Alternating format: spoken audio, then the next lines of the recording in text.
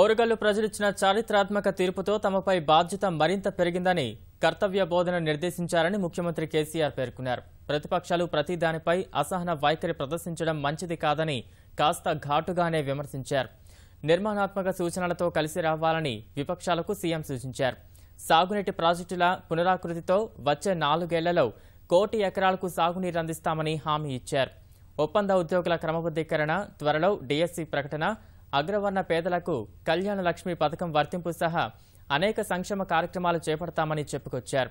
సన్న బియ్యం పథకం వచ్చే విద్యా సంవత్సరం నుంచి కళాశాలలు, విశ్వవిద్యాలయాల వసతి గృహాలకు అమలు చేస్తామని ప్రకటించారు.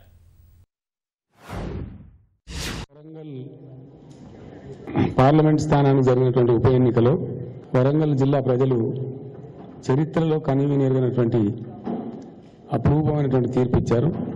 అన్ని పక్షాల డిపాజిట్లు పోగొట్టేసి ఎప్పుడు ఎవరికి రానటువంటి మెజార్టీని ఇచ్చి టీఆర్ఎస్ అభ్యర్థిని గెలిపించారు. వారందరికీ కూడా రాష్ట్ర ప్రభుత్వ పక్షాన, టీఆర్ఎస్ పార్టీ పక్షాన, వ్యక్తిగతంగా నా పక్షాన 2 చేతులు జోడించి వరంగల్ జిల్లా ప్రజానీకానికి ధన్యవాదాలు, కృతజ్ఞతలు తెలియజేస్తా ఉన్నాం. ప్రభుత్వం మీద పెద్ద బాధ్యత పెరిగినట్టు కూడా మేము భావిస్తా ఉన్నాం. ముఖ్యమంత్రి అయిన 5వ రోజునే ముఖ్యమంత్రి అయిన వ్యక్తి దిష్టిబొమ్మలు కాల్చినటువంటి సంస్కారం ఈ రాష్ట్రం ప్రతిపక్షాలది. అది ప్రజలందరూ చూసిండ్రు. ఇవన్నీ కూడా ప్రజలు అసహించుకొని చివరికి వాళ్ళకు డిపాజిట్ కూడా రానటువంటి పరిస్థితికి వాళ్ళకి బుద్ధి చెప్పడం జరిగిందని నేను భావిస్తా ఉన్నా. డెఫినెట్గా మేము ఏం పని మీద ఉన్నాం, ప్రజలు మాకు ఏం పని అప్పగించారు? తెలంగాణ కొత్తగా ఏర్పడ్డ రాష్ట్రానికి పునాది రాయి నిర్మించేటువంటి పని మాకు అప్పచెప్పారు. మాకు తప్పు చేసే అధికారం లేదు. ఒకవేళ మాకు విషయం అర్థం కాకపోతే మేధావులను అడుగుతాం, తెలుసుకుంటాం. విజ్ఞులు ఎవరైతున్నారో, విజ్ఞానవంతులు ఎవరైతున్నారో వాళ్ళని అడుగుతాం, తెలుసుకుంటాం. ఒక 6 నెలలు ఆలస్యమైన మంచిదే కానీ ఎట్టి పరిస్థితులలో పొరపాటు మాత్రం చెయ్యం. దానిలో ప్రధానమైనటువంటిది నీళ్లలో జరిగిన దగ. రైతాంగం బాగుపడాలి, శాశ్వతంగా తెలంగాణకు కరువు పరిస్థితులు దూరం కావాలి అంటే ప్రాజెక్టులను రీడిజైనింగ్ చేయాల్సిన అవసరం ఏర్పడింది.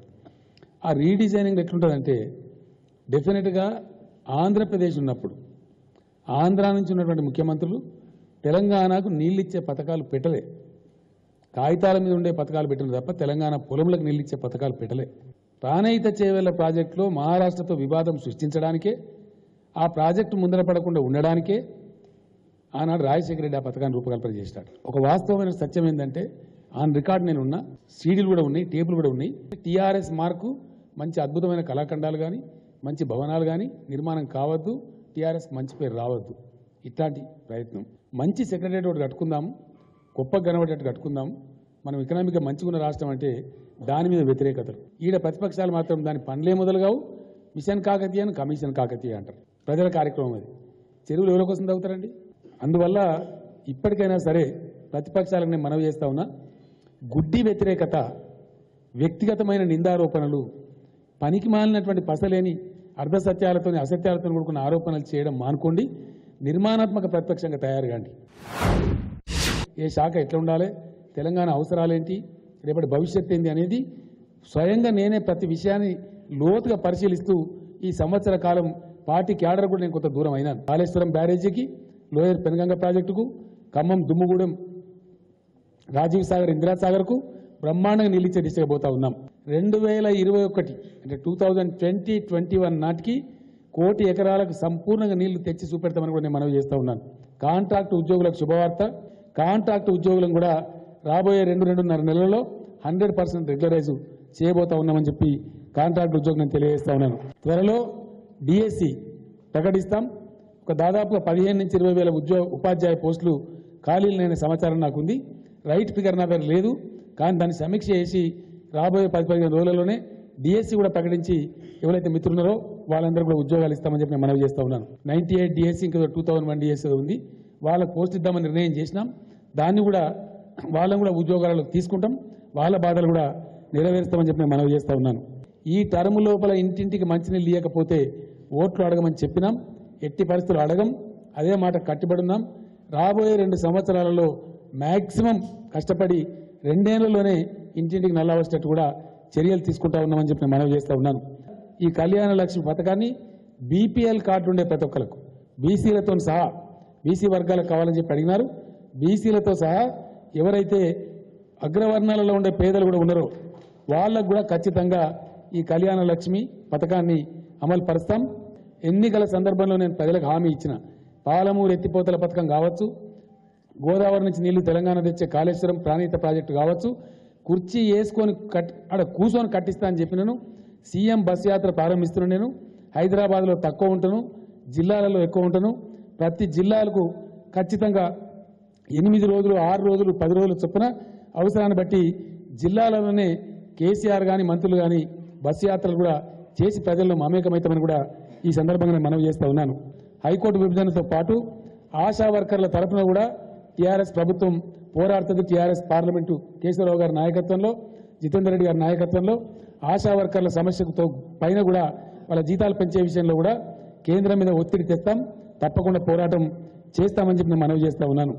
వ్యవసాయానికి విద్యుత్ శక్తి ఏదైతే ఉందో మార్చి తర్వాత, అది ఏప్రిల్ కావచ్చు, మే కావచ్చు, 1 మంత్ అటు ఇటుగా, మార్చి తర్వాత ఖచ్చితంగా పగటిపూటనే 9 గంటల విద్యుత్తు రైతులకు సరఫరా చేసేటువంటి కార్యక్రమాన్ని టేకప్ చేస్తూ ఉన్నాం.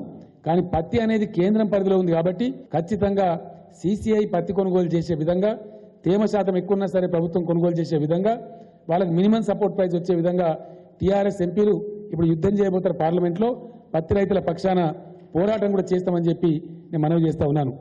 గతంలో చాలా మందిని వైస్ ఛాన్సలర్గా నియామకం చేసినారు ఆంధ్రప్రదేశ్ ప్రభుత్వంలో. వాళ్ళు చాలా మంది కరప్ట్ వైస్ ఛాన్సలర్లు వెళ్ళారు.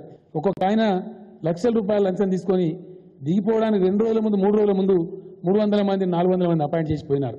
అటువంటి దుర్మార్గులైన వైస్ ఛాన్సలర్ రావద్దని ఇంతకాలం యూనివర్సిటీలకు వైస్ ఛాన్సలర్ వేయలేదు. కానీ ఇప్పుడు సెర్చ్ కమిటీలు వేసేసినాం.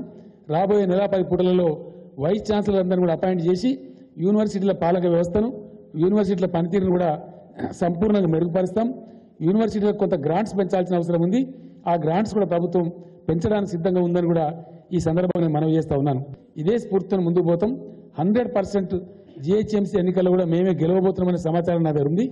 సర్వే తీసుకుంటే దాదాపు 80 పైచీలకు స్థానాలు టీఆర్ఎస్ డైరెక్ట్గా గెలుస్తారని చెప్పి నా దగ్గర సర్వే రిపోర్ట్స్ కూడా ఉన్నాయి. ఆ పద్ధతుల్లో సమన్వయం చేసి ఇవన్నీ కూడా చేసుకుంటాం. తర్వాత పార్టీలో ఇవ్వాల్సిన నామినేటెడ్ పోస్టులన్నీ 1 నెల రోజుల లోపల అన్ని కూడా కంప్లీట్ చేస్తామని మనవి చేస్తూ ఉన్నాను. నేను చేస్తాను సంకల్పించి మొక్కిన యాగానికి దండం పెట్టినా కూడా నేను ప్రభుత్వంతో ₹1 కూడా ఉపయోగించుకోను. యాగం కాడే వాడే లైట్లకు కావాల్సిన ట్రాన్స్ఫార్మర్లు కూడా మీరు పేమెంట్ చేసి తీసుకోమని చెప్పి ఆదేశం ఇచ్చింది. ఇలా వెల్లువలాగా నాకు సపోర్ట్ వస్తూ ఉంది. ఒక ఆయన నుంచి మొత్తం యాగశాల నిర్మాణం నేను చేసి ఇస్తాను. యాగం ఒక మంచి సత్కార్యం చేస్తామంటే సపోర్ట్ చేసేటువంటి ఆధ్యాత్మిక సంపన్నులు చాలా మంది ఉంటారు. ఏ యాగం కూడా ఎవరో ఒకరు జవికలు పెట్టి డబ్బులు పెట్టి చేయరు. ఇలా దాన్ని పట్టుకొని కూడా సురవరం సుధాకర్ రెడ్డి గారు పెద్ద మనిషి మాట్లాడుతూ బాధపడ్డాను నేను. విమర్శ చేసే ముందు దానిలో ఉన్న వాస్తవము, మంచి చెడ్డ తెలుసుకొని మాట్లాడితే మంచిది. కానీ ఇంకా ఇటువంటి విమర్శలు మేము చేస్తాం అంటే అది కరెక్ట్ కాదు, సమంజసం కాదని చెప్పి మనం చేస్తాం. డిసెంబర్ 23 నుంచి 27 వరకు ఆయుధ చండీ మహాయాగం. అది సాధారణంగా చెయ్యరు, బాగా భయపడతారు. ఎందుకంటే దాని ట్రెమెండస్ ఆర్గనైజింగ్ కెపాసిటీ కావాలి, డబ్బులు కాదు. డబ్బులు 2-3 కోట్లతో ఖర్చు అవుతుంది, కానీ దానికి ఎన్నో రెట్లు ఆర్గనైజ్డ్ స్కిల్ కావాలి. ఎందుకంటే దాదాపు ఒక 4,000 మంది బ్రాహ్మలు, ఒక 1,500 మంది ఋత్వికులు ఎవరైతే ఉంటారో ఒక్క రాష్ట్రం నుంచి దొరకలేరు. మనకు 3-4 రాష్ట్రాల్లో వెతికితే కానీ మాకు వాళ్ళు దొరకలేరు. ఇప్పుడు అందరినీ సమకూర్చుకున్నాం మేము ఆల్రెడీ. దాని బ్రహ్మాండం జరుపుకున్న అతిథులు రాష్ట్రపతి గారు వస్తామన్నారు, 3-4 గవర్నర్లు వస్తామన్నారు. చంద్రబాబు నాయుడు గారిని ఆహ్వానిస్తాను నేను. తర్వాత కేంద్ర మంత్రులు కూడా ఆహ్వానిస్తాం.